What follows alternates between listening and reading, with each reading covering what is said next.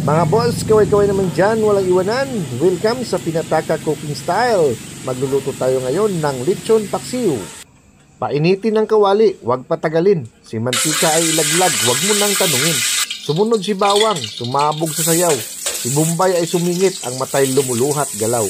Isama na rin si Loya, ang haring panggisa. Kumakaway sa usok, ako'y pampabango ng masa. Pag ready na ang tropa, isa lang si lechon na tira. Kahit kahapon pa yan, sa paksiw siya'y bida. Budburan ng asin, huwag kalimutan si bitsin. Parang ang sarap, umaabot hanggang kitchen. Imikos-mikos na parang sayaw ni Marites. Habang kumakanta ng lutong bahay, walang stress. Basain ng tuyot suka, ayan na ang eksina. Amoy pa lang, panalo na sa kapitbahay na chismosa. Isunod si Paminta at ang laging present na Laurel. Sila ang tagabigay ng drama sa bawat timpla rebel.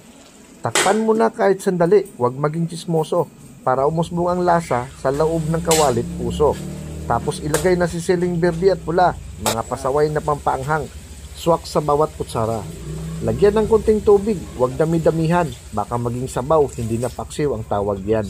Ngayon, ang magic sarap, huwag palampasin, para ang ulam maging panaginip sa panlasa natin. At ang huli sa entablado, si Atsal ang bida, pampakulay, pampatakam, huwag siyang mawala sinta. Tikpan mo na, huwag na pagpahuli pa. Oy, luto na pala. Tara, kainan na, hala. Bira habang mainit pa.